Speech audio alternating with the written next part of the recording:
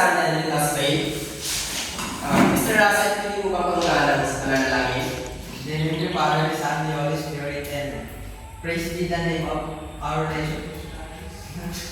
Jesus Christ. Amen. So bago po tayo magsimula sa ating talakayan, of course, we have our instruction to follow. So number 1, respect everyone. Number 2, listen carefully and keep quiet. Number 3, raise your hand if you want to answer. Number 4, okay. So bago po tayo lumako sa ating sa bagong talakayin, let us review our last topic, last meeting. Mr. De Leon, ano po ba ang ating last topic, last meeting? Our last topic, last meeting is all about healthy foods and unhealthy foods. Okay, very good. So ngayon po, meron ba kayong ideya kung anong topic na ating tatalakay ngayong umaga? Wala pa? So kung gano'n, I will divide you in 3 groups. So this will be the group 1, and this will be the group 2, and this will be the group 3. So ngayon po, direction po is, magbigay kayo ng mga pagkain na piling matawag na upols, grow and glow. So circle na po. So, I will give you 5 minutes to do that.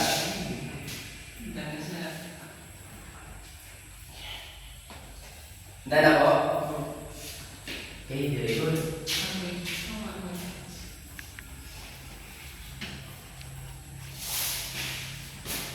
Okay. So base sa ating sa ating activity, ano kaya sa tingin niyo ang ating tatalakayin ngayong umaga? Yes, Mr. Juan? 3 basic and grow foods. Okay, very good. Grow foods. So our topic for today is all about the 3 basic food groups. So go, grow, and glow. So go foods are the type of a food group that provides energy. So dito sa go foods ay mga pagkain na nagbibigay sa atin ng energy. Like for example, kung paano tayo maglaro o tumakbo. So there are some examples of go foods. So bread, pancake, rice, corn, and pasta. So sa grow foods naman po is everyone, ipasa po. Our foods that enhance growth and development.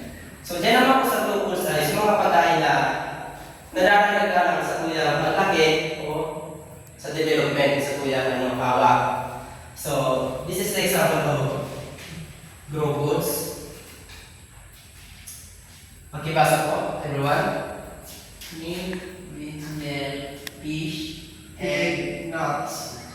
Okay, very good. So this is the example of grow foods. Meat, milk, fish, egg, and nuts.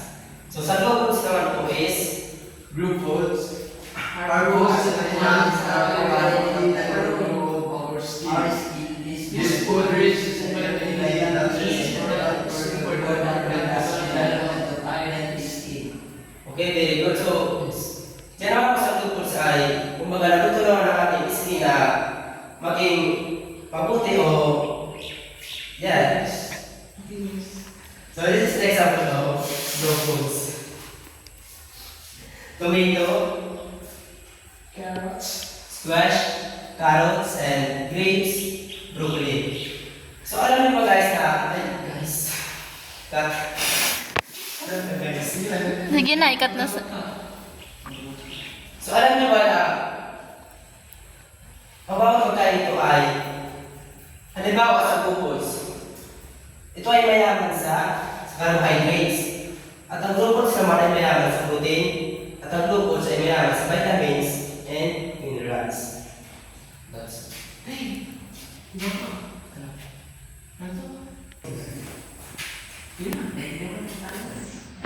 So mga bata, meron ba natin ngayong umaga? Okay, very good. So, kung gano'n, itatanong ko. Mr. De Leon, magbigay ka nga ng isang example ng pagkain na pwedeng matawag na low foods. So the example is bread, pancake, rice, corn, and pasta. Okay, Mr. Russell, magbigay ka naman ng pagkain na pwedeng matawag na low foods. Meat, egg, fish, and nuts. Okay, very good. And Mr. Juan, sa low foods naman, magbigay ka nga. Ang mga example ng glue balls, tomato, carrots, squash,